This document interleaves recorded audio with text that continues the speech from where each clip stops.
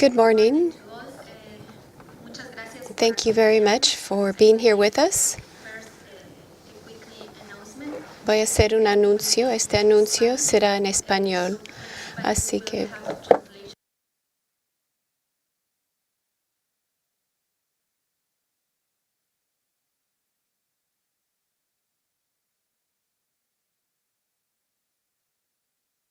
thank you very much, and you're welcome here. Thank you for being here with us in this side event as local actions within an urban development can lead to the development of the NDCs in countries of Latin America. Briefly, I will explain what will be the process here of the session. First, we will have a presentation of Marianela Curi. Then after that will be two other presentations, which will each last between 12 and 15 minutes. And then finally, we will have some comments, some general comments for the session, and then we'll have an open plenary to have question and answer session. So then I now give the floor to Marianela Curi. Marianela is the Executive Director of Fundación Futuro Latinoamericana. FLA is an Ecuadorian organization that promotes collaborative dialogue and governance for sustainable development in Latin America. She's a social psychologist, expert in design and application of policies and strategies of sustainable development at the public level, NGO, and international cooperation. She has directed national and international organizations in Bolivia, and she has experience in projects of sustainable development of natural resources and also in the process of multi-sector dialogue. So now I give the floor to Marianela. Good morning. Muy buenos días a todos. We are going to speak in Spanish. I am going to give a presentation about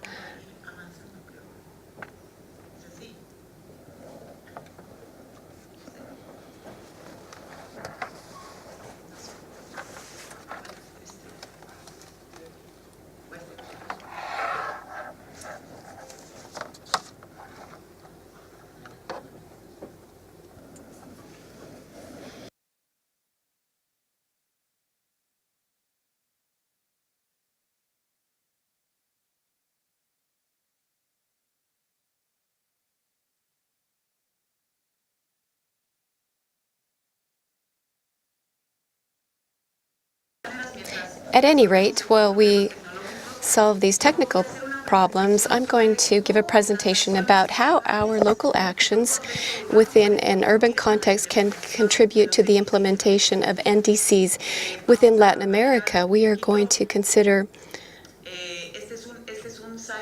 this is a side event that brings together two very interesting experiences that have a relationship later, or develop a relationship later. There it goes. So this is an initiative that is supported by SECAEN. It's a global project, IRDC, IDRC, and other organizations. We have brought together two experiences, the one that has to do with the platform of climate on Latin America, where we are in charge, FFLA, the initiative of resilient cities to the climate that is also under the auspices of FFLA. So I'm just going to make a very brief reference to these two experiences that will be presented this morning, and that you will be able to see the relationship that exists between both. So therefore, the Climate Platform for Latin America was created in 2009. It has 20 members from different countries in Latin America. The mission of the platform is to generate answers from Latin America when faced with this global problem of climate change. And it's a space for dialogue and also a confluence of various actors from the public sector and the academic sector in this space. And it what it wants to do is promote dialogue between the civil society and the national authorities and subnational authorities, and also to make decisions, to generate information for those that make decisions. We see this also in the agricultural and forest environment from 2012 to 2016. And also we have been presenting side events at various COPs in Warsaw, in Paris, and in Marrakesh, and now here. So the initiative of this cities, resilient cities, it promotes urban development that for resilience for cities that are medium-sized or small that are growing quickly. And through our investigation, our research, this is an initiative that fundamentally generates information using the research that is academic centers have investigated, and it gives innovative solutions for in order to have a compatible development with the climate, in order to improve the quality of life of those that are much more vulnerable to climate change. And so our platform is centered on investigation, and we generate evidence so that those that are making decisions will have the correct information. So I'm going to make a quick reference now to the importance of multi-level governance in order to combat climate change. Usually we have the NDCs, the national contributions, that are addressed at the national level, and many times they don't reach the territorial level or the subnational levels. So why is this importance? Why is it important to organize these national processes with the subnational process, and also to have a regional impact and a global impact that would be more important? The local action, and we'll see it through this presentation, local action really does have impact on the global level, and they generate new solutions that are generated from the local level but can be used at the regional level and also at the global level. And it also shows us the coordination, the importance of the intersectorial coordination and the organization at the multi-level in order to maximize the results and to improve the impacts and give sustainability to the process. The local process has direct perceptions. These are the people that live directly in the territory, in the local area, and they're the ones that are tied more closely to the process of climate change. And they are also the ones that have the solutions that are more centered. And then there are also challenges that we have of organization and to show the impact from the local level to higher levels. So it is very important to keep in mind this importance of the multi-level governance and the organization of various sectors, public, non-public, and their relationship between these various sectors. So therefore, the presentation is going to be specifically about this climate platform of Latin America. It was a study that this platform does. The members of this platform did in 10 different countries, and it is specifically designed to identify the factors that affect the application of the national contributions in the agricultural sector and forest sector in Latin America. Some quick information about the platform. I told you it's a space of dialogue and a convergence of many actors. In 2012, the platform prepared a report about the political policies, public policies, and about climate change. And then in 2016, we did another study that followed up on this, and it discussed the national contributions that are given to the agricultural sector and forest sector in Latin America. So we want to see if these different reports respond to the agriculture and forest sector and how they can overlap into other areas and where they also have a fundamental importance for the fulfillment of NDCs. So the objective of this project and this study of the climate platform is to identify the factors that facilitate or create an obstacle to the implementation of the NDCs in this sector. And why this sector? Why the forest and agricultural sector? Because in Latin America, it has an important socioeconomic area, and it is the main source of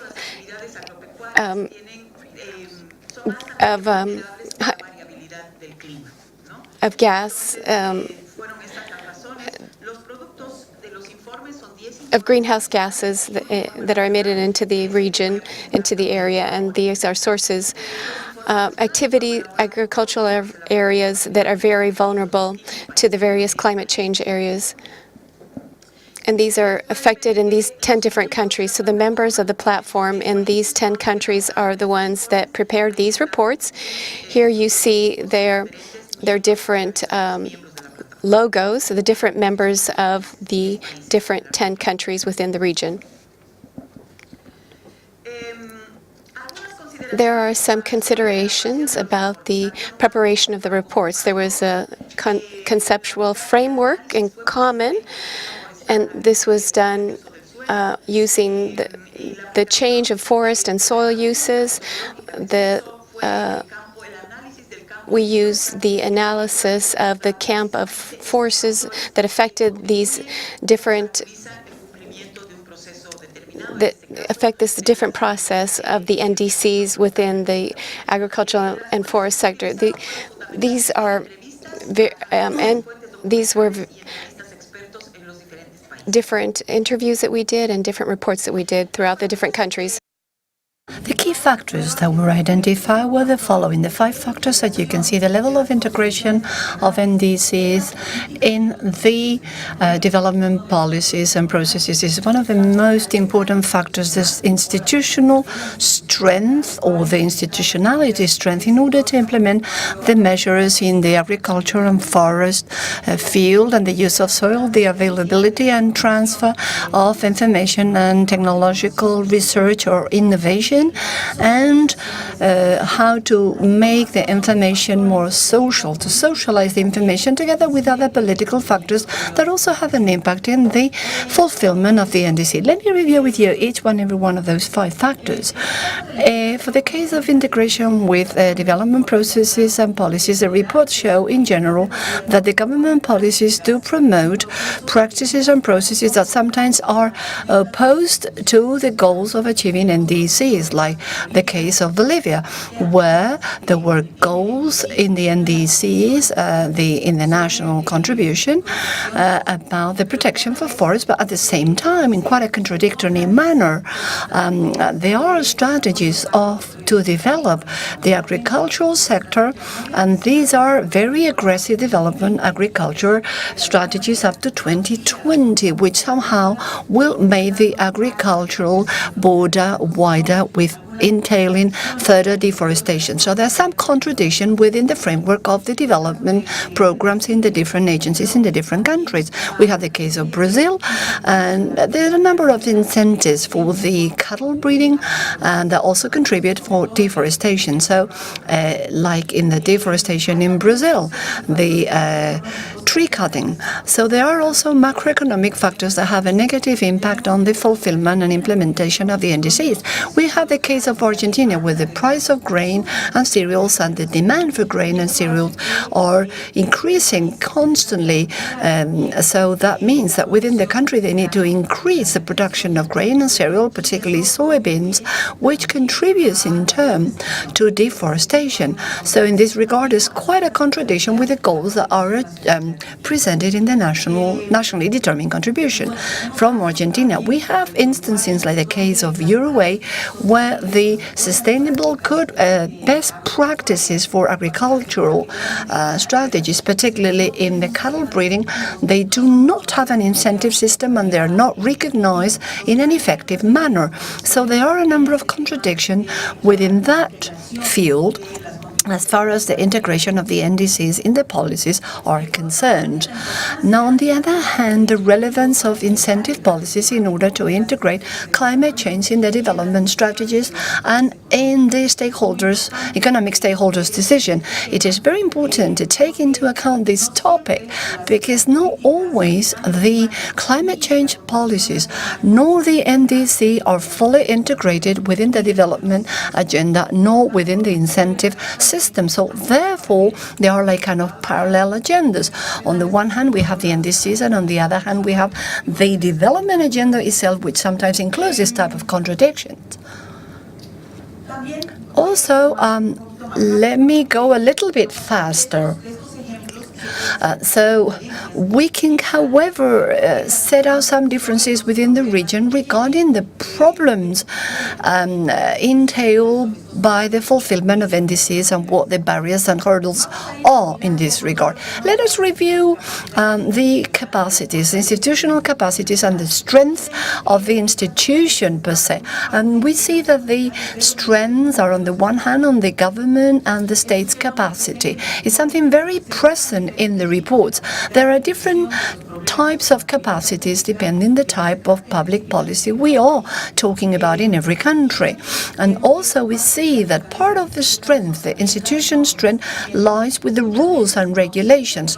That is to say, sometimes the absence of regulations or the presence of regulations that are not fully or adequately implemented. Also, the important role of the subnational governments, as I mentioned in the multi-level governance, the subnational governments are crucial. They are of paramount importance because they will make significant contribution for the agricultural and forest sector for the fulfillment of the NDC. Now, regarding availability and information conveyance, there are two types of situations. On the one hand, we have the lack of information for this situation. The case of Costa Rica, Brazil, there's not enough information regarding the agricultural and forest sector for the fulfillment of the NDC. And on the other hand, information doesn't flow, technology doesn't flow correctly, so it's not conveyed adequately. It is the case of Uruguay. Also, some of the factors in the political context, political factors and context, sometimes they are like elections in the countries, and the NDC process is a long term, i.e. 2020 or kicking off in 2020, and there's a medium and long-term action. And the political action and the public administration are always short-term, which means that the elections and the changes of government could indeed have an impact, and a negative one, in the fulfillment of the NDCs if they are not internalized within the government, if there's no coalition or social coalition that can indeed support the fulfillment of NDCs. On the other hand, we also have specific political contents and factors that could have a negative impact for the implementation of the NDCs in the agricultural and forest sectors. There's also a weakness, sometimes which is very highly noticeable in political coalitions. There are political parties, they reach a coalition to make conveyance and a smooth transition from government to government, and this sometimes doesn't really work. So we also need to involve the civil society, so they are a stakeholder in this fulfillment. There are a number of key recommendations and key messages derived from these 10 studies and the regional report. These recommendations are around in the relevance of integrating and organizing the measures and the goals in the NDCs for the agriculture and forest sector. And all of that should be integrated in the development policies and agenda. This is what we did say was very important, and at the same time it's become an important recommendation to integrate all of the NDC in the development agenda to strengthen the policies and the programs for incentives so that there is adoption and fulfillment of low carbon emission practices in the agriculture and forest sector, to make headway in the strengthening of institutional capacities to implement the NDC for these two sectors and any other other sectors, because this can be generalized to other sectors. It is also extremely important to improve the production and the availability of information which is relevant for this technical assistance, to strengthen development of alliances. This is long-term issue, so alliances are crucial, and also to strengthen the organization between the different levels and the role of the national governments. These are all recommendations in order to organize these processes in the best possible fashion, thus contributing to fulfillment for a sector which for Latin America is extremely important, A, because of vulnerability, and B, because of the emission level. I'd like to leave it there. Thanking you very much for your attention. I'm going to leave the floor to the next speaker.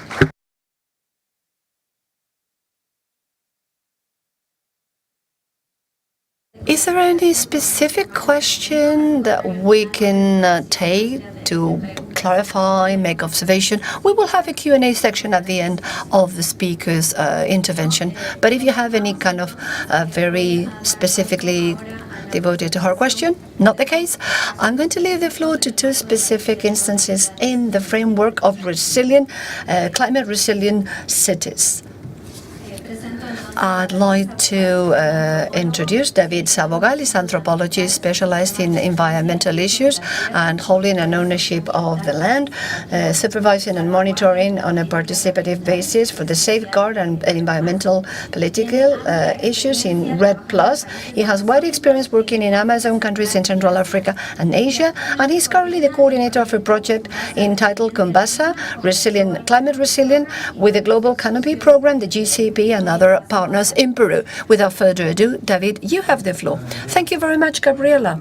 And good morning to you. Good morning to all of you, and thank you very much for coming. As Gabriela was mentioning, the approach for this initiative is urban. We are now on an urban approach.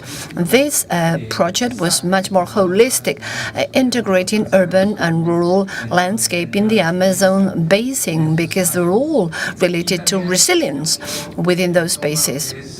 So, in other words, it is a multi-sectorial analysis we just heard from Marianela, but it is taken like a subnational approach.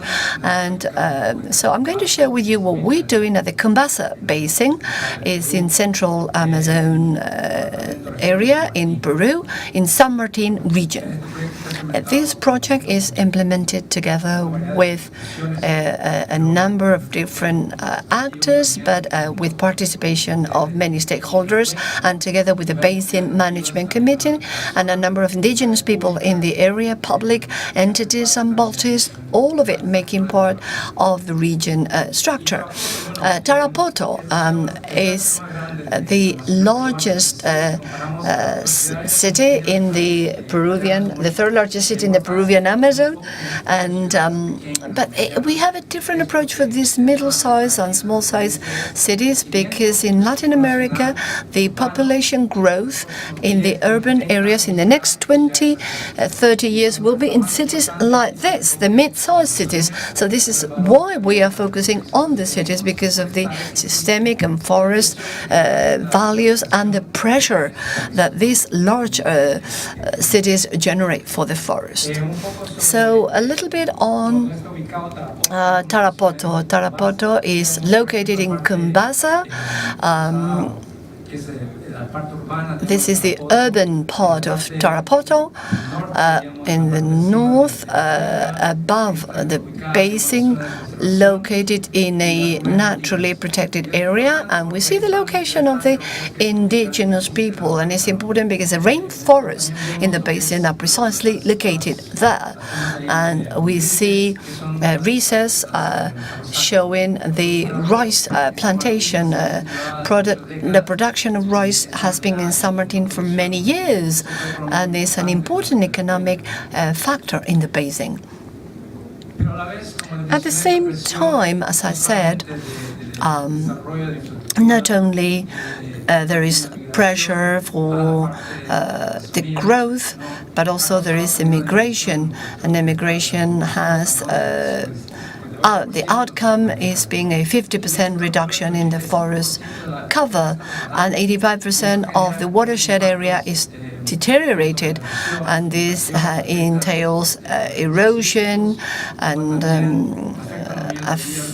this is impact on the water resources and the water availability, and changing the dynamics in the basin, and also the safety and the guarantee for water in the area.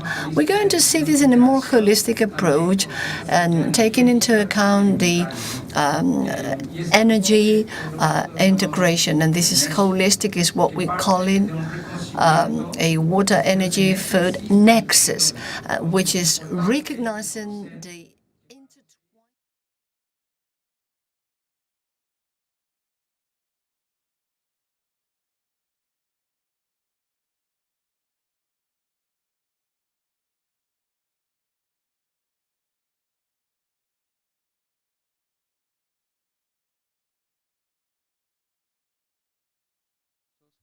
y todos pueden desarrollarse de forma conjunta, ¿no? Y una parte central, digamos, de ese nexo de seguridades que me refiero aquí, que vamos a ver un poco más en detalle, es también el reconocimiento de la importancia de los servicios ecosistémicos, tanto forestales en este caso, la Amazonía, y también la infraestructura física, ¿no? Claro que como canales de riego, por ejemplo, que son clave para acceder al agua, pero también la gobernanza, que en sí es el variable clave dentro de esta gestión. Partiendo con este tipo de enfoque, el proyecto aquí ha intentado cuantificar ese uso de recursos, tanto en la parte de recursos hídricos, energéticos y alimentarios. Y ese es un avance, digamos, metodológico dentro de este tipo de enfoque. Y los resultados que, digamos, vemos aquí son cuantificaciones de 11 interacciones, tanto agua que es de consumo urbano, de consumo industrial, de consumo digamos, de riego agrícola, y también para la agricultura, ¿no? O la piscicultura, que también se está promoviendo bastante. Y por primera vez podemos visualizar lo que son esas cantidades, ¿no? Y qué significa dentro de esa seguridad hídrica, energética y alimentaria, ¿no? También vemos 6 interacciones que hemos identificado, tanto en el consumo de energía para obtener esa seguridad alimentaria, por ejemplo, en transporte de recursos, de alimentos, por ejemplo, importaciones de alimentos a la cuenca, ¿no?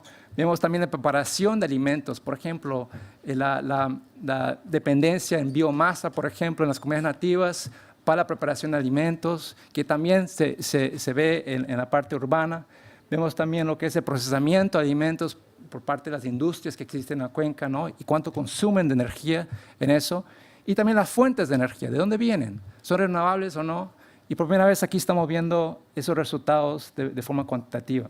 Y todo este proceso en sí parte de una identificación, digamos, de las problemáticas prioritarias que hay en la cuenca, ¿no? A partir, digamos, de un proceso participativo con las comunidades, con entidades públicas, con el sector privado, desarrolleros, por ejemplo. Y también la última interacción que vemos es también la demanda, por ejemplo, de energía para el tratamiento de agua. Y eso está vinculado también a incrementos de sedimentación, erosión, ¿no? Que en sí vamos a ver en los próximos dispositivos aquí qué pasa cuando un sistema así sufre presiones. En este caso, bueno, aquí, por ejemplo, pueden ver un poco lo que es esa dependencia con recursos fuera o externos o importados hacia la cuenca, ¿no? En este caso vemos que, como he mencionado, el 90% del agua es para consumo local, para producción local de alimentos, ¿no? Y el 47% de toda la comida que se consume en la cuenca viene de afuera, ¿no? Que es una cantidad significativa, y la tendencia es que eso incremente. Y los consumos energéticos que vemos en toda la cuenca, el 91% está relacionado con el transporte de comida, de productos alimenticios hacia la cuenca. Es el consumo casi total de la cuenca en temas energéticos. Entonces hay una dependencia muy fuerte en ese tipo de insumos energéticos que provienen de fuera, ¿no? Y no existe, digamos, ninguna fuente de energía fuera de lo de que es biomasa. Si ven la flecha ahí número 4, que sí es un 0.01% de energía que en realidad viene de la cuenca. Aquí vemos, por ejemplo, la parte de los colores más oscuros son los recursos que interactúan a nivel local, ¿no? Dentro de la cuenca, y los colores más claros son importaciones o recursos externos que en sí vienen a la cuenca, ¿no? A la vez también vemos diferencias en el consumo de recursos entre la parte rural y urbana, que es importante también entender, y cómo eso también va cambiando. Por ejemplo, el consumo bueno, mitad, digamos, o 55% el consumo de productos alimenticios en la parte urbana, ¿no? Comparado a 66% en la parte rural. Vemos también, por ejemplo, solamente el consumo de 95% de biomasa para la preparación de alimentos en la parte rural, comparado al 29% en la parte urbana. Entonces, las realidades son importantes considerar cuando hablamos de la resiliencia de un espacio urbano y de qué manera interactúan también los actores que existen dentro de un espacio, por ejemplo, una cuenca en este caso. Aquí también podemos ver forma espacial, de qué forma eso acontece, los resultados. Voy a pasar un poco más rápido porque, como les mencionaba, estos sistemas son dinámicos en flujo, ¿no? En sí, los resultados que vimos antes son todos, digamos, el actual nexo que existe. Y lo que hicimos es, ok, ¿qué pasa si si incrementamos, digamos, la población que existe en la cuenca de aquí a 10, 20, 30 años? ¿Qué pasa si hay un crecimiento económico, digamos, de un sector, por ejemplo, arrocero? ¿Qué pasa si hay un cambio de uso de suelo, por ejemplo, más deforestación o menos? ¿Y qué pasa si el cambio climático afecta, digamos, la precipitación, afecta la temperatura, afecta, digamos, diferentes variables dentro de este sistema, ¿no? Entonces, unos resultados, digamos, clave que vemos es que habrá un crecimiento, digamos, dentro del actual contexto de business as usual, digamos así. Habrá un crecimiento de 75% del consumo de alimentos, ¿no? Y a la vez, eso dentro de la producción que existe en la cuenca no se cubrirá hasta los próximos 10 años. Y a la vez también vemos que esa demanda alimenticia, ¿no? de productos o importaciones de productos también requiere una demanda mayor de energía que ya viene fuera de la cuenca, que está relacionada a hidrocarburos. Entonces vemos un poco esas presiones. Aquí, por ejemplo, vemos la actual oferta de recursos, que es la línea amarilla, y lo que es la demanda por recursos hídricos de la parte de agricultura, ¿no? Y vemos aquí 2050 que eso llega a un momento, digamos, que no habrá suficientes recursos hídricos para cubrir esa demanda existente. A la vez también vemos una demanda creciente por biomasa, ¿no? por leña, por carbón, que es importante considerar qué efecto tiene eso sobre los servicios ecosistémicos que brinda el bosque que aún existe. Y bueno, en resumen un poco, esa dependencia, digamos, por recursos externos, que es importante para entender la resiliencia de las ciudades como Tarapoto. Esos riesgos diferenciados que existen entre los actores, por ejemplo, la parte alta de la cuenca, donde están las comunidades nativas, que dependen mucho más del bosque, y la parte urbana, que es, claro, dependiendo también de los servicios ecosistémicos que genera en la forma de servicios hídricos, y también esa presión creciente que existe y algunas de las medidas que se deben tomar para poder mitigar esos riesgos. Y la importancia de este tipo de enfoque, yo creo que primero que genera una evidencia cuantitable, ¿no? Digamos, algo que se puede utilizar para entender de qué forma va cambiando y cómo podemos medir ese consumo, esa oferta de recursos y cómo estamos mejorando esa gestión, ¿no? También nos ayuda a entender un poco esos riesgos, de qué forma podemos gestionarlos y dónde identificarlos, ¿no? Porque dentro de lo que hemos presentado, ahí hay los riesgos claves dentro de la dependencia por insumos energéticos, sobre los riesgos a la producción de arroz, que es un sector clave dentro de la cuenca, ¿no? Y eso informará también a políticas como NDCs. Y claro, dentro de este desarrollo o de capacidades de resiliencia, la importancia del proceso participativo es clave, no solamente en generar este tipo de análisis, porque en sí esto viene de toda una serie de consultas con comunidades nativas, con la empresa de agua potable, con el gobierno, con los arroceros, ¿no? De qué información existe, de cuáles son las dinámicas de uso de recursos, ¿no? Y a la vez, qué podemos hacer para responder a esas presiones y mitigar esos riesgos, ¿no? A la vez también depende mucho de la disponibilidad de esa información y acceso a información. Eso creo que es un tema que quizás podemos hablar más adelante, pero es un tema clave dentro de este tipo de enfoque, es la falta de información y entendimiento, qué es lo que se consume aquí y cuáles son las proyecciones, digamos, habrá suficiente para cubrir las necesidades. Y la necesidad también dentro de eso de pensar, ok, la cuenca es un sistema, pero hay otra cuenca más grande, que es la cuenca del Mayo, y así. Y la necesidad también de pensar en la gobernanza multinivel, pero también de una forma más ecológica o considerando esos factores ecológicos que se encuentran en las cuencas. Y claro, incentivar un poco más interacción entre sectores, ¿no? Diálogos del nexo, como llamamos.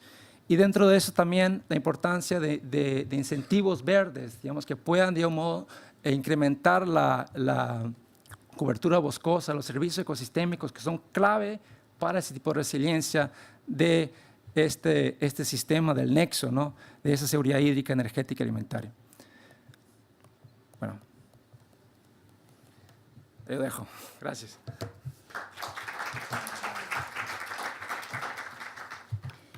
Gracias, David.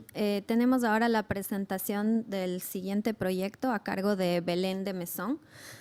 Belén es arquitecta urbanista, recibió el grado de Bachiller de Arte en Arquitectura de la Universidad de Pensilvania, Estados Unidos, en el 2009. En el 2015 culminó una maestría de Diseño Urbano para el Desarrollo en la Universidad College London, en Reino Unido. Se especializa en la participación ciudadana en procesos de transformación de las ciudades y en políticas de vivienda social y mitigación y prevención de desastres con enfoque de sostenibilidad y resiliencia en los ámbitos sociales y del hábitat construido. Belén, por favor. Gracias.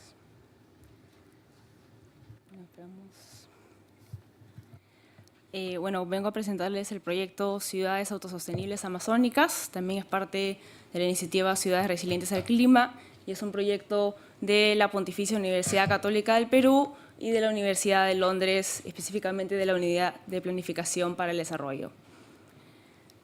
Bueno, nos encontramos en un contexto de cambio climático. Se espera que para el 2050 haya 1.000 millones de personas que tengan que ser desplazadas debido a los efectos del cambio climático en zonas habitadas. Entonces es uno de los grandes desafíos poblacionales del siglo XXI. ¿Cuáles han sido las respuestas de los gobiernos estatales hasta el momento? Este tipo de nuevas ciudades que son básicamente la sumatoria de casas, de viviendas. Nosotros planteamos desde el proyecto que entendemos que las ciudades y las zonas de vivir son más que la sumatoria de varias casas, ¿no? Precisamente el proyecto se llama eso porque las ciudades son más que eso. Las respuestas a este desafío y a las situaciones de vulnerabilidad y de pobreza van más allá que la provisión de vivienda. Ese sentirse en casa va más allá que precisamente la vivienda unitaria. La vivienda incluye los procesos sociales y culturales y los espacios y las relaciones que configuran estos espacios que van más allá del espacio privado.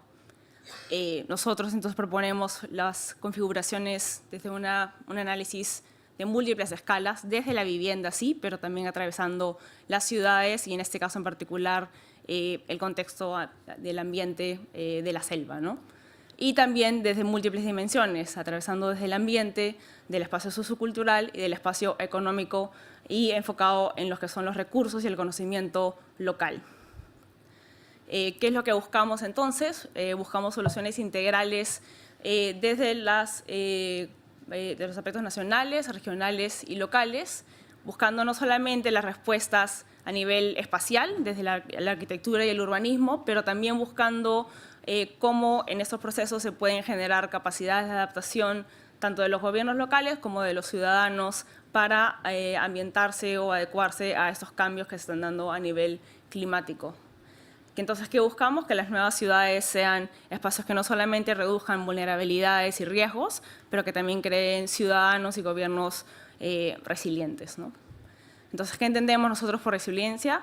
Ciudades que son más que la suma de casas, son espacios inclusivos, son espacios flexibles y son espacios conectados a los servicios y a los equipamientos que hacen ciudades. Y son espacios que fomentan entonces el desarrollo social y económico de sus ciudadanos. Y entendemos resiliencia también de los propios ciudadanos y de los gobiernos, que son reconocidos como iguales en la toma de decisiones y son capaces, partícipes y responsables de su propio desarrollo. ¿Dónde es que nosotros trabajamos? Trabajamos, bueno, en la cuenca amazónica, que es el ecosistema más importante de la región sudamericana, y en particular en la ciudad de Iquitos, que es la ciudad capital de la Amazonía peruana, la cual corresponde al 60% del territorio nacional. Y, can you push play, please? Este video lo queríamos mostrar, que es básicamente para mostrar que es un sistema vivo, de constante cambios por su propia naturaleza. Son cambios desde el 84 hasta el 2016. Es un río que está en constante cambio. Y precisamente por esa decisión, por esos cambios, se decidió desde el gobierno mover a Belén, me llamo igual que la comunidad que se está haciendo reubicada, desde su actual ubicación, porque el río Amazonas se va a juntar con el río Itaia, que es donde normalmente están situados, y cuando eso suceda, la población de Belén no va a poder sostenerse, porque la cuenca del río Amazonas es, bueno, el río más grande del mundo, entonces ninguna infraestructura puede sostener esa enorme caudal, ¿no? Les voy a presentar brevemente. Esto es Belén Bajo, precisamente la zona que está enmarcada. Es una zona que sí se inunda constantemente, 6 meses al año está inundada, 6 meses al año no lo está. Esto es Belén en la zona en los momentos de inundación. Y se encuentra además, bueno, en el desagüe de la zona de Iquitos, o sea que es una zona bastante contaminada, pero gente que además está completamente adaptada a la inundación, y no solamente completamente adaptada a la inundación, sino que ha creado un tipo de ciudad y un tipo de urbanismo que se adapta también a la época de lo que ellos llaman vaciante o sequía, que genera esos espacios sumamente dinámicos de comercio y actividades, o sea que vemos que son capaces también de adaptarse, y hay muchísimos conocimientos locales de cómo enfrentarse a estas situaciones naturales, ¿no? O sea que hay muchísimo también que aprender de la población. Y además son gente que trabaja en el mercado de Belén, que es el mercado más importante de la Amazonía, y que es el mercado que suple a la ciudad de Iquitos, que por lo tanto hay una sinergia o una dependencia mutua entre la gente de Belén y la ciudad de Iquitos en sí, ¿no? Mientras por otro lado, Nuevo Belén, que es la ciudad que está promoviendo el Ministerio de Vivienda de Perú, se encuentra a 13 kilómetros, que pareciera que no es mucho, pero bueno, en bus demora más o menos 1 hora en llegar, y tiene este tipo de estructura. Esa es una vivienda típica de Nuevo Belén, y vemos que nuevamente a nivel urbano propone esta idea de sumatoria de viviendas. Por el momento se han construido 170 viviendas, hay 18 módulos de colegio solamente a nivel primario y un espacio deportivo y recreativo, ¿no? Esta es la situación actual. Todavía no cuenta con servicio de salud, no cuenta con ningún tipo de comercio, la gente tiene que desplazarse a Iquitos. Y vemos que la gente ya está empezando a construir porque las casas no se adecúan a su modo de habitar normal y tampoco cumplen con las necesidades en cuanto a espacio, ¿no? Y bueno, tampoco cuenta con servicios de agua, por lo cual también la gente está o recolectando agua de lluvia o tiene que servirse de camiones cisterna, ¿no? Entonces, ¿qué es lo que nosotros estamos proponiendo desde el proyecto de investigación? Primero, bueno, estamos haciendo guías de diseño urbano y de diseño arquitectónico, las cuales no solamente intentan adaptarse al clima, pero que también intentan visibilizar cuáles son las maneras diferentes de habitar a nivel cultural y a nivel social. Entonces buscamos que sean respuestas constructivas, sostenibles e inclusivas, con un enfoque bioclimático e intercultural.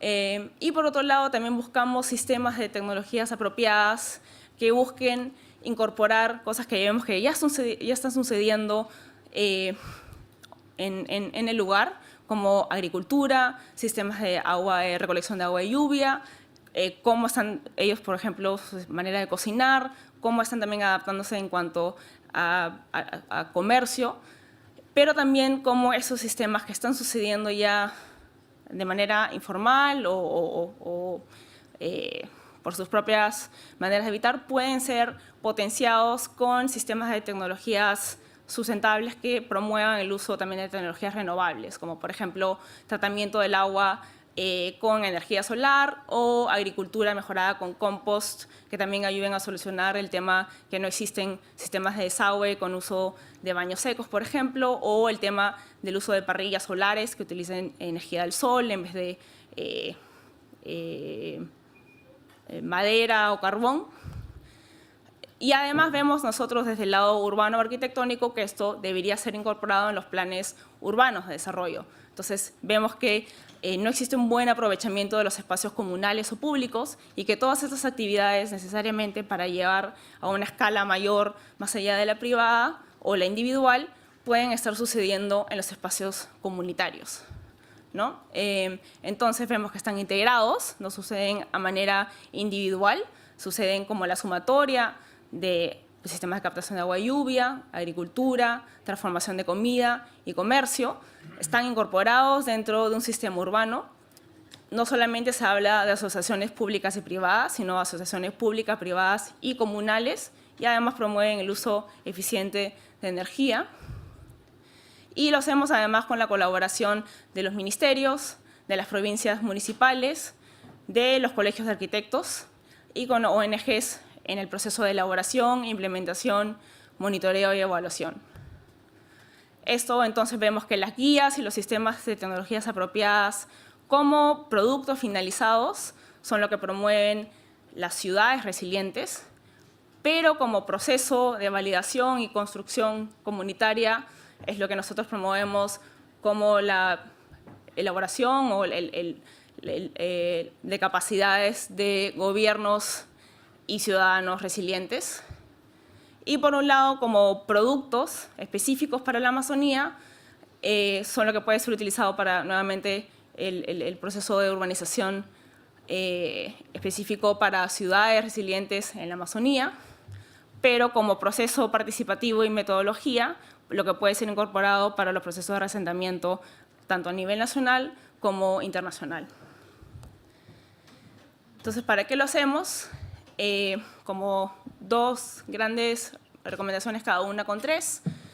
Para la gestión comunitaria de nuestro hábitat compartido, tenemos entonces arquitectura y urbanismo que sea no solamente bioclimático, pero también intercultural, que además tiene que ser flexible porque tiene que adaptarse a los procesos continuos de transformación, no solamente climático, pero también social, y que además por ese mismo proceso continuo de transformación tiene que ser llevado a cabo de una manera participativa, que además esa participación genera las capacidades que precisamente apoyan a la generación de resiliencia.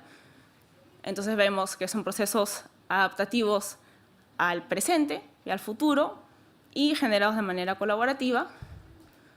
Y además tenemos que generar los métodos de subsistencia que soportan este hábitat compartido mediante la utilización de recursos y personas locales a través de la articulación de las actividades económico-productivas en sistemas integrados a los proyectos de desarrollo socioeconómico de los gobiernos locales y que esto necesariamente tiene que estar integrado además a los planes de planificación urbana, porque tiene que estar integrados a un espacio físico que promueva la replicabilidad y el crecimiento de estos espacios, ¿no? Entonces vemos que ya está sucediendo el uso de los recursos locales, pero que quizás eso no se encuentra visibilizado o se encuentra desarticulado entre sí, a través de las diferentes personas que ya están llevando esto a cabo, y que además esto necesita un espacio físico para que suceda, y que eso tiene que estar articulado nuevamente no solamente entre las personas, pero entre las personas y con los gobiernos locales. Entonces vemos nuevamente, para concluir, que los procesos de reasentamiento poblacional tienen que ir más allá de la provisión de vivienda o infraestructura, tienen que ser vistos como proyectos de desarrollo socioeconómico que generan capacidades de adaptación y que además integran y reconocen de manera colaborativa los recursos y los saberes locales y que los integran a los planes de crecimiento urbano. Muchas gracias.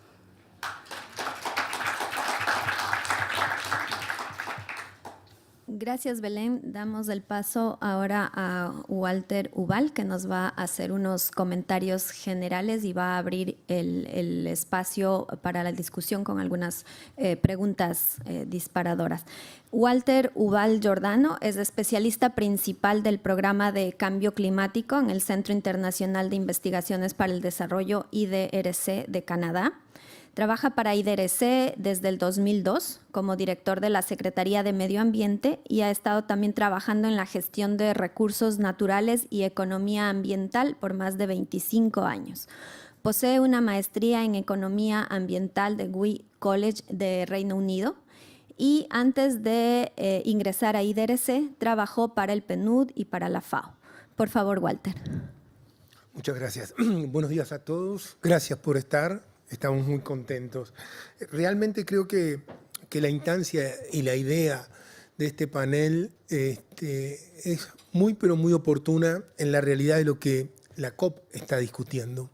Sobre todo porque en las presentaciones que ustedes escucharon hay también una visión desde lo regional a lo local. O sea, la realidad de la evolución también que nos ha mostrado cómo la Convención ha estado trabajando desde lo global los procesos de mitigación a la adaptación y en este caso directamente ver cómo eso se está impactando sobre lo local. Creo que es estratégica esta visión y esta visión desde la adaptación hacia la resiliencia y cómo en el caso particular del análisis que Marianela nos estaba dando, permitió generar un primer diagnóstico de una situación regional en cuanto a de qué manera están los gobiernos a nivel nacional trabajando en la elaboración y la factibilidad de la implementación de los NDC y los riesgos, debilidades que esto implica y cómo resolverlo. Creo que es estratégico en esta visión, sobre todo resaltar algunos aspectos que hacen a la necesidad de lo que llamaba Marianela la gobernanza multinivel. Los niveles de interacción entre lo regional, lo nacional y lo local, que de alguna manera acá se presentan, son elementos fundamentales en lo que implica la elaboración e implementación de los NDC, sobre todo en algunos aspectos en donde se han identificado debilidades que han sido distintas, pero hay un común que creo que además todos los panelistas, ¿no? Y es las dificultades en la transferencia de información, de conocimientos y datos, porque la adaptación es una práctica, que la llevamos a cabo nosotros los seres humanos. Y en estos aspectos creo que es bien importante cómo las tres presentaciones también logran y plantean la necesidad de generar políticas integradas entre los sectores. O sea, no hay posibilidad de llevar adelante adaptación a través de guías generales que se puedan elaborar a nivel nacional si estas no tienen un involucramiento de los sectores, sociedad civil en particular, que fue el planteo que hizo Marianela, directamente los gobiernos, pero en este caso y en particular el valor que la información, el conocimiento científico tiene para poder empezar a generar alternativas y soluciones a nivel local. Creo que ahí hay un nudo en donde las presentaciones de David, de la propuesta nexo y lo que Belén planteaba a nivel de un caso típico de problemática con desplazamiento, estamos frente a dos casos que son sinceramente muy, pero muy comunes. En una realidad como es la cuenca amazónica, que por un lado la reconocemos como uno de los grandes pulmones globales, pero están las realidades locales en donde la acción directa en el contexto de crecimiento poblacional, cambios en el uso y patrones en el uso del suelo, patrones nuevos en las formas de vida, que es otro elemento fundamental que acá se tiene que entender. Hay también cambios fundamentales. Y de esta perspectiva, un enfoque como el de Nexo, que integra energía, agua y alimentación, haciendo clave por sobre todo en estos ecosistemas costeros, plantea nuevos desafíos para poner y generar acuerdos entre los actores, porque es fundamental, hay acciones claras, se hablaban de procesos de cambio de uso del suelo, donde hay actividades agrícolas que ganan espacio a las actividades forestales, dificultades también en obtener agua de calidad para el consumo, y en ese contexto los cambios en los usos de alimentación y también las deficiencias en los balances energéticos. Como enfoque es un enfoque muy interesante y creo que vale la pena también en eso entender cómo funcionan y se pueden integrar en visiones desde lo local hacia lo nacional. El planteo que hace Belén de su proyecto Casa, digo, ustedes conocen los desafíos que implican para las comunidades costeras ribereñas como consecuencia de los cambios, tanto sea en situaciones de poblaciones costeras oceánicas, producto del aumento del nivel del mar, pero estas situaciones que mostraba Belén, donde la dinámica de un río vivo, que es el río amazónico, el río Amazonas, que tiene sin duda históricamente cambios, puede llegar a significar en un corto tiempo poner en crisis la vida de las poblaciones costeras. La visión de un urbanismo distinto, dinámico, flexible, nos decía Belén, que se adapte a las nuevas realidades, de alguna manera es el desafío de la adaptación que estamos viviendo. Y de esa perspectiva, tener en cuenta no solamente lo que implica la necesidad física de mover, sino una previsión de esto, teniendo en cuenta a dónde se va a reubicar a las personas, en qué condiciones de vida y por sobre todo qué esperanzas de un desarrollo propio tienen este tipo de decisiones. Eso es crítico y son realidades que estamos viviendo y que no son exclusivas de esta zona, ni mucho menos de la región. Ante esas realidades creo que hay sinceramente algunas opciones que se están planteando y que se están discutiendo que me parece que son de alto interés para que este panel, este foro del cual ustedes están, vale la pena integrar. Pero creo que en la nueva realidad, y ayer escuchábamos en cuanto a los vacíos que habían en la agenda de adaptación, todo está para hacer. Digo, no hay ningún lineamiento o receta para la adaptación. Acá lo que se está reconociendo es que los procesos locales en la adaptación son fundamentales, que se deben respetar estas y que se deben generar sinergias entre los actores como una necesidad fundamental. Yo planteo esto sinceramente introductorio para promoverlos a ustedes porque creo que estamos frente a un esfuerzo muy, pero muy interesante que la Fundación Futuro Latinoamericano está desarrollando, el apoyo del IDRC y de muchos otros agencias para traer desde los países en desarrollo y de las realidades, tanto regionales como locales, cómo se está trabajando y buscando soluciones a esto. Creo que eso era a modo introductorio, Gabriela. Muchas gracias, Walter. Si les parece, entonces vamos a abrir la sesión de preguntas y respuestas. Vamos a tomar unas 3 preguntas y para que los panelistas puedan responder. Levantan la mano, por favor, para pasar el micrófono.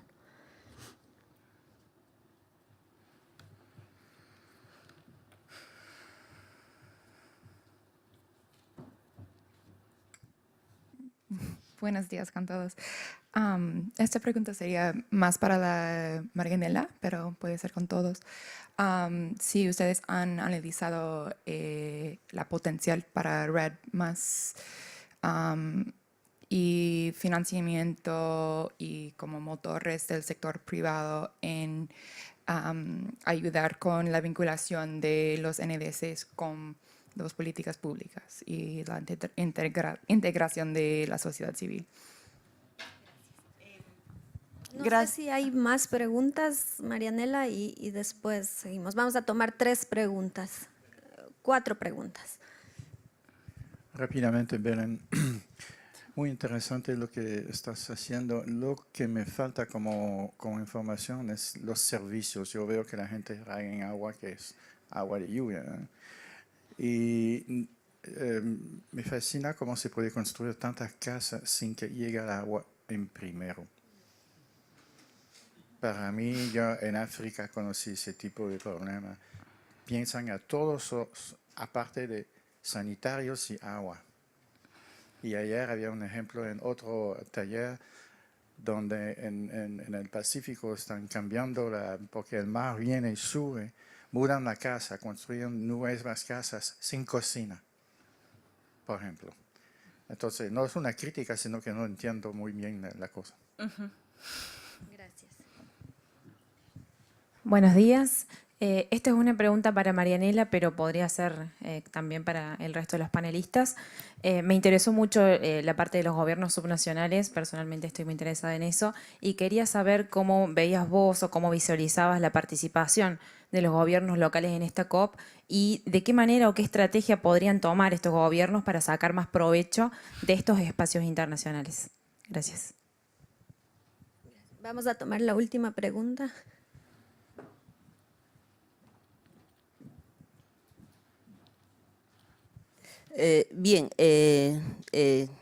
Yo quisiera hacer pregunta también a María Elena, ¿no? Y bueno, si el resto podría responder también, pero hay una preocupación, sobre todo cuando hablamos de la integración política y los procesos de desarrollo, sobre todo en el Perú, que actualmente están saliendo normas de despojo de tierras colectivas, ¿no? que están afectando en gran manera. Asimismo, creo que es importante también preguntar para todos, en toda esta implementación que se viene trabajando en cuanto al cambio climático, y cuál es la propuesta o cómo vienen trabajando el fortalecimiento en estas grandes coaliciones sociales a las organizaciones de mujeres, por ser las más vulnerables, ¿no es cierto?, ya que la participación de las mujeres indígenas en las comunidades campesinas y en las comunidades indígenas es aún un tema como si fuera tabú.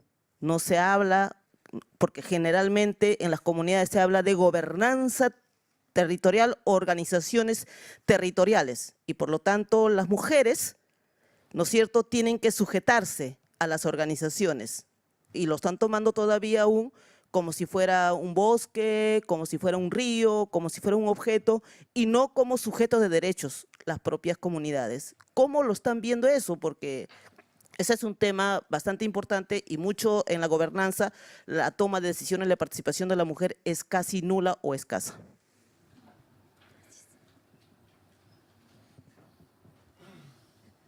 Si podemos empezar a responder, por favor.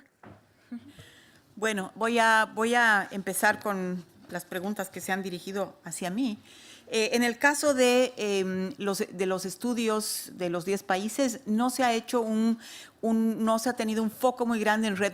O sea, se ha visto más este tema de los factores que obstaculizan pero definitivamente estos factores también se pueden aplicar a RED+, porque los gobiernos o los países que tienen proyectos RED+, ¿no es cierto?, tampoco es que han integrado de manera efectiva dentro de sus planes de desarrollo nacional los temas de red. Entonces sí aplica de alguna manera también para esto, pero no hay en los estudios respectivos, no hay un enfoque y una mirada o un lente hacia RED+ específicamente. En el caso del financiamiento, obviamente las iniciativas, porque todo esto necesita financiamiento, tanto para el sector público como para el desarrollo de acciones desde los actores, las alianzas público-privadas son súper importantes y realmente hay una tendencia también hacia lograr involucrar más al sector privado, no solamente en el tema de financiamiento, sino también en el tema de cambio de prácticas, ¿no es cierto? Entonces,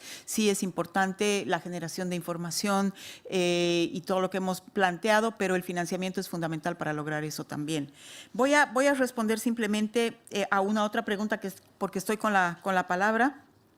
En el caso de los gobiernos subnacionales, ¿cómo pueden sacar más provecho de estos espacios internacionales?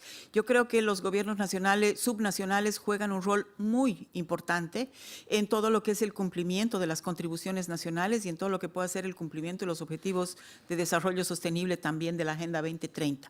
El rol que tienen los gobiernos subnacionales, las ciudades pequeñas, intermedias y las grandes ciudades es fundamental. Sin embargo, no hay una voz en el marco del sistema de Naciones Unidas, una voz propia, ¿no es cierto?, de los gobiernos subnacionales. Y yo creo que en espacios como estos, los gobiernos subnacionales tienen que hacer escuchar su voz. De hecho, hay algunos eventos con gobiernos subnacionales, con alcaldías y alcaldes acá en la COP, pero tienen que hacer escuchar su voz hasta el punto en que el sistema de Naciones Unidas se abra, ¿no es cierto?, a la participación directa de los gobiernos subnacionales, porque, por ejemplo, en el caso de los gobiernos subnacionales, para acceder a financiamiento, lo tienen que hacer a través de los gobiernos nacionales. Y eso es una limitación para la importancia que tiene el nivel subnacional y el cumplimiento de todos estos objetivos. O sea que sí es importante darle mayor énfasis a la voz y a las acciones de los gobiernos subnacionales en estos espacios y en el sistema de Naciones Unidas en general. Y con relación al tema de género, creo que es muy importante el tema de cambio climático, como usted bien lo ha dicho, afecta específicamente y directamente también a las mujeres. El tema de agua, el tema de la producción de alimentos, ¿no es cierto?, el tema energético, tiene que ver muchísimo con las mujeres. Por lo tanto, todas estas políticas y las contribuciones nacionales también deben tener un enfoque de género importante, pero no un enfoque de género en el discurso, sino en acciones concretas, ¿no es cierto?, y la participación de las mujeres en los espacios locales de representación es fundamental. Pero eso también responde a una lucha, no solamente a que se abran los espacios para las mujeres desde la política pública, sino a que las propias mujeres también hagan escuchar su voz de una manera organizada en esos espacios, ¿no? Sí, igual. Tengo que responder una pregunta de lo del agua. Sí, para responder a tu pregunta, específicamente en el caso de Nuevo Belén, según la normativa, no iba a poder moverse ni una sola persona hasta que se brindara el servicio de agua, desagüe y electricidad, los servicios básicos. Pero debido a la premura, porque se destruyeron algunas casas en Belén antiguo, tuvieron que mudarse, ¿no? Y creo que el problema de la provisión de agua y desagüe, incluso de electricidad, con los métodos tradicionales, digamos, los sistemas de tuberías, no solamente en Nuevo Belén y en la región amazónica, sino en general, cuando se tiene que hacer una nueva ciudad por temas de desplazamiento, demora mucho tiempo, ¿no? O sea, que creo que también el tema que se está promoviendo desde casa, el tema de, por ejemplo, recolección de agua de lluvia o el tema del uso de baños secos, intenta también promover soluciones de esta falta de velocidad en la implementación de este tipo de servicios, ¿no? Porque quizás muchas veces también es un tema de tiempos en los que no se puede proveer con la necesidad Y aparte también muchas veces por el mismo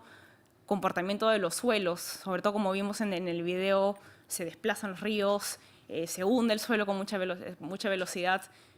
Las tuberías no se comportan de la misma manera, ¿no? Por ejemplo, en Nuevo Belén se tiene previsto por el propio gobierno que se va a demorar 2 años por lo menos en demorar el agua y el desagüe, y ya hay gente viviendo ahí. Entonces también es un problema. Sí, bueno, y por último, responder un poco a varias preguntas también. Dentro, digamos, de los mecanismos red y, bueno, entre otros, por ejemplo, los mecanismos de retribución por servicios ecosistémicos y también los proyectos de inversión pública que también se están llevando bastante en el Perú, y hay los PIPs verdes que ahora por primera vez también estamos viendo la implementación de eso, o posible implementación en el Cumbasa. Creo que son fundamentales dentro de lo que estaba hablando en cómo incentivar, digamos, esas inversiones en infraestructura verde, que es clave dentro de ese enfoque de resiliencia. Y sí, hay, digamos, bastante interés en esos tipos de mecanismos que puedan también aportar para esa gestión y esa resiliencia. En temas de género también es importante, dentro de las perspectivas que existen, que es la seguridad hídrica, energética y alimentaria para diferentes poblaciones y claro, también dentro de ese enfoque de género importante para las mujeres, que es el papel que juega la mujer dentro de la gestión de esos recursos, el uso de recursos, las decisiones que se toman a nivel doméstico son muy importantes dentro de todo ese enfoque. Y es algo que también se considera importante también de un modo incentivar ese tipo de reconocimiento y de un modo también aportar y fortalecer, ¿no?, dentro de lo que es la gestión de recursos más allá del nivel comunitario. Y en relación a, bueno, más allá digamos, el papel de los gobiernos nacionales, creo que quizás no tan, bueno, en el Perú también hay varios departamentos, regiones, como dentro del CIAM, ¿no?, que son importantes, ese tipo de plataforma, también que es movimiento que demuestra también esos intereses conjuntos y objetivos conjuntos que tienen muchas regiones amazónicas dentro del Perú. También tenemos muchos avances importantes, tanto en otros países como en Acre, en Brasil, que son importantes reconocer. Y ahí hay, digamos, avances que quizás van más allá y más rápido que los avances que se ven a nivel nacional, y experiencias que son fundamentales para también discutir y presentar y también aprender, porque ahí creo que hay muchos experimentos interesantes de cosas que funcionan o no y que pueden luego ser escalados a nivel nacional. Entonces ahí creo que hay varias lecciones aprendidas. No, creo que me parece muy importante, digo, las lecciones que se están compartiendo acá. Y en particular quería hacerle 2 preguntas, aprovechando que también tenemos un proceso, estos proyectos o iniciativas de investigación para la acción se están llevando a cabo. Hay una dinámica muy rica y por eso es muy valioso tenerlos acá, a los que son los investigadores principales de estos proyectos. Y quiero aprovechar para compartir con ustedes de qué manera me gustaría entender, y esta pregunta primero para Belén, este proyecto ha generado enseñanzas que tú consideres que pudieran llegar a ser de valor para transferir a nivel nacional, en este caso en el Perú, en lo que es la elaboración de políticas y por sobre todo hacia la elaboración e implementación de los NDC. Eso me parecería algo importante y sobre todo en estos casos que son muy característicos y que requieren además replicaciones en otras ciudades. Bueno, justo en el Perú actualmente nos encontramos en un proceso de emergencia también, de reubicación, no solamente en la Amazonía, sino en todo el norte costero por unas inundaciones que tuvimos en marzo de este año. O sea que también estamos viendo, es un contexto a nivel nacional, digamos, ¿no? O sea que es un proceso que está, digamos, en la boca de todos. Y creo que un poco también llevando al contexto específico de reasentamiento poblacional, las lecciones aprendidas en la investigación de los NDCs sobre la necesidad de este trabajo interinstitucional o multisectorial. Creo que esa es la lección más importante que se puede llevar, ¿no? Por el momento, normalmente, estos proyectos de reasentamiento siguen siendo vistos casi únicamente por los ministerios de vivienda, normalmente nada más, no solamente en el Perú, ¿no? Sino en Latinoamérica y en general en todos los casos de reasentamiento, ¿no? Y creo que esa es la gran debilidad.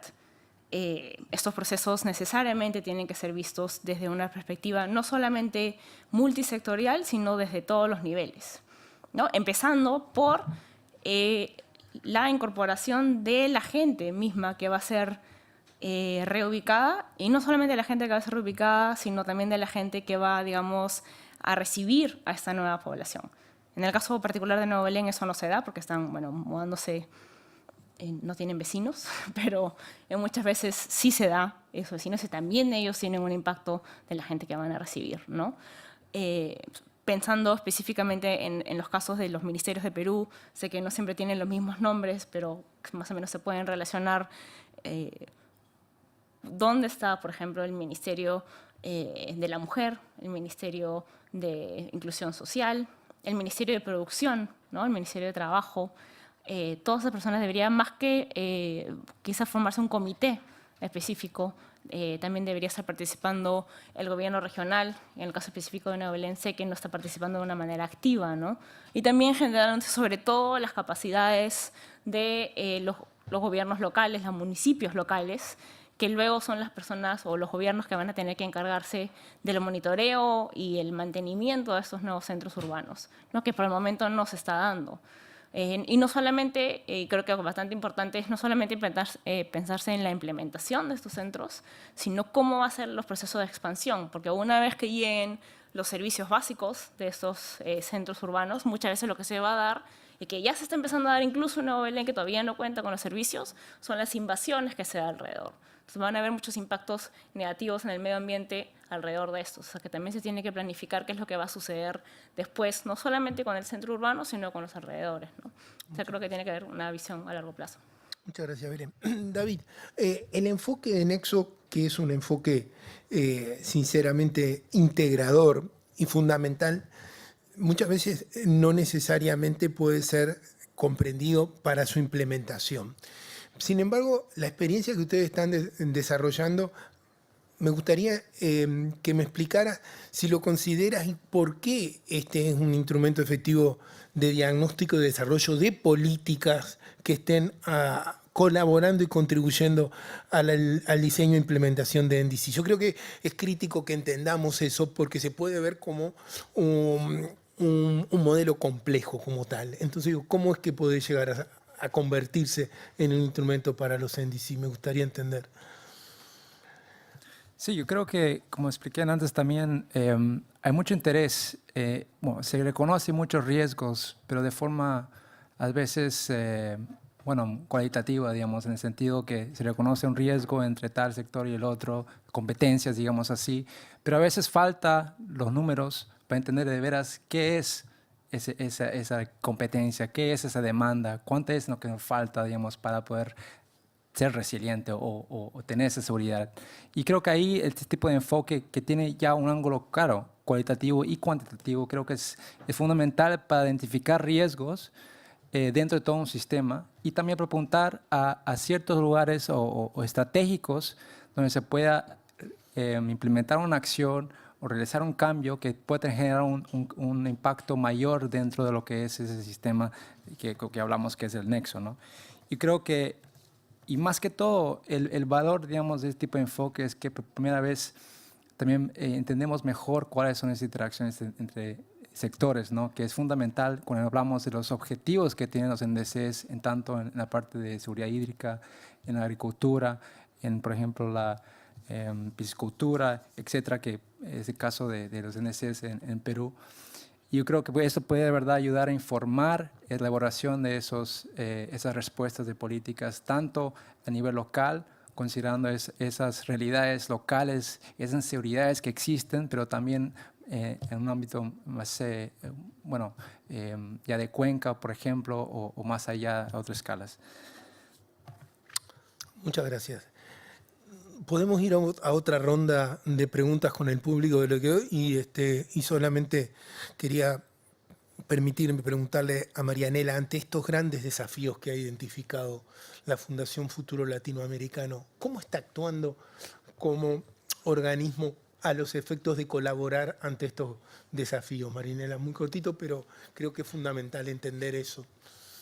Bueno, la Fundación Futuro Latinoamericano como organización que trabaja fortaleciendo capacidades para la gobernanza, para un desarrollo sostenible, para la gobernanza, para el cambio climático, para este desarrollo compatible con el clima, a partir del diálogo multisectorial, a partir de fortalecer los procesos de gobernanza también, contribuye de manera significativa y ha venido contribuyendo de manera significativa a lo largo de los últimos años a todo este proceso de integrar en la política pública el tema de cambio climático, por una parte, y también ahora a todo lo que implica la generación de condiciones habilitantes para el cumplimiento de las contribuciones nacionales. Entonces, definitivamente uno de los elementos que nosotros consideramos como muy importante por los efectos multiplicadores que tiene o por los efectos obstaculizadores que tiene es precisamente integrar el tema del cambio climático y de las contribuciones nacionales dentro de las agendas de desarrollo. Ese es uno de los desafíos más importantes. Obviamente los factores que he señalado en el estudio o en los resultados del estudio son muy importantes también, como la información, como el fortalecimiento de las instituciones, pero la voluntad política de los tomadores de decisión para poder reducir las brechas que existen entre discurso y práctica, porque hay muchas brechas que existen entre discurso y práctica en los gobiernos, ¿no es cierto?, con relación a este tema y en general con relación al tema del desarrollo sostenible. Creo que es muy importante como lo decía, por los efectos multiplicadores que tiene. O sea, si podemos tener una coherencia entre las agendas de desarrollo que incluyan las contribuciones nacionales y se puedan reducir cada vez más las contradicciones que existen dentro de los gobiernos, creo que es muy importante y ese es precisamente uno de los temas más importantes porque implica un cambio de enfoque, de un enfoque sectorial a un enfoque más integral. Gracias. Podemos ir a una última ronda de preguntas. Estamos sobre el límite de tiempo. No sé si quizás hay una pregunta podríamos tomar, si no, una pregunta es la última, por favor.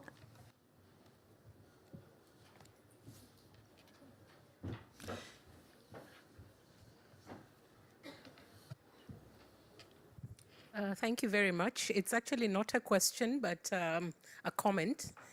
Just two quick comments. One, I think, is to support the point that Belen made about the need for an institutional framework and institutional coordination when it comes to climate action at the local level, because that gives us a holistic approach to addressing the challenges, which are very multifaceted. So I just wanted to emphasize that point. And I think to an extent, when you address the issues in a holistic manner, then chances are that the actions are likely to sustain. The second point I wanted to raise is related to Marianela, who I think pointed to the need to support sub-national entities, sub-national governments, that while they may not have an opportunity to be part of the ongoing processes, I've seen in a number of countries, and Kenya is one example, where the sub-national governments are actually partnering with other stakeholders to prepare these national governments to receive financing through the direct financing window. So I think that's where we can build the capacity of sub-national governments to make them ready for direct financial support. And I think in that way, you're able to immediately address the needs at the local level and begin to implement the Paris Agreement and not necessarily wait for the trickle down from the global to the national level. Thank you. Thank you. Estamos sobre el tiempo, entonces voy a dar el paso a Marianela para que nos haga el cierre del evento. Thank you for the comments, very important. Voy a entonces a con base en todo lo que hemos escuchado, voy a hacer una síntesis el evento de hoy y sobre todo de las relaciones e interdependencias que hay entre unos temas y otros, porque definitivamente, aparentemente, podría parecer que no hay una relación entre el sector agrícola y forestal y las ciudades intermedias, por ejemplo. Pero podemos ver a partir de la presentación también de David que todo está integrado y todo es interdependiente, ¿no? Entonces sí creo que es importante que podamos reconocer, saco de este evento un par de palabras. Por una parte, complejidad, o sea, la realidad es cada vez más compleja y tenemos que poderla ver en esa complejidad, o sea, haciendo las relaciones y viendo las interdependencias de unos elementos con otros, las articulaciones entre lo rural, lo global, entre lo forestal, lo agrícola, entre la producción de alimentos, la producción de energía, la producción de agua. O sea, creo que es muy, muy importante. Todo el tema, creo que de la participación de los diferentes actores, ese tema es fundamental también. O sea, si esta complejidad no se da con una participación efectiva de los diferentes actores involucrados en estos procesos, o sea, definitivamente no tiene mucho sentido y no va a ser sostenible tampoco. El diálogo para esa participación es fundamental y el diálogo entre niveles, entre el nivel nacional y los niveles subnacionales, entre los actores de diferentes sectores es fundamental, ¿no es cierto? Entonces, todo el ámbito finalmente se reduce a dos impactos fundamentales de todas estas cosas y de todos estos procesos que se vienen realizando. Las personas y su vulnerabilidad ante el cambio climático, o sea, cómo mejorar las condiciones de vida de aquellas poblaciones que son las más vulnerables frente a este fenómeno, ¿no es cierto? Y por otro lado, los ecosistemas, o sea, cómo hacer que los ecosistemas también puedan ser resistentes y resilientes a los impactos del cambio climático. Estamos hablando del sector forestal, de un ecosistema que se ha mencionado muchas veces acá en América Latina, como es el bioma amazónico, ¿no es cierto? Ese ecosistema que brinda una serie de beneficios, no solamente a la región amazónica, sino al planeta entero, cómo hacer que eso sea saludable, cómo a partir de este tipo de experiencias, a partir de estos enfoques que van integrando cada vez más elementos, ¿no es cierto? La relación cambio climático, agua, energía y producción de alimentos es difícil ya verla separada o sectorizada. Hay que empezar a integrar cada vez más y eso creo que es fundamental. El tema de esta interdependencia nos lleva también a pensar en una palabra que es clave para estos procesos y es la articulación. La articulación del largo con el corto plazo, de lo rural con lo urbano, de lo político con lo no político, o sea, del sector público con la sociedad civil, ¿no es cierto? Elementos que tienen que ver con procesos de gobernanza que implican, ¿no es cierto?, cada vez más actores, cada vez más participación de distintos actores y que definitivamente tienen que incidir en una nueva forma de hacer política, en una nueva forma y en nuevas instituciones para estos desafíos y finalmente para ello también con la información suficiente. Entonces, yo quiero agradecer a los panelistas, a todos ustedes por haber estado aquí presentes, escuchándonos. Esperamos que les haya servido. Quiero agradecer también a Walter por los comentarios valiosos y a Gabriela por la moderación. Muchísimas gracias.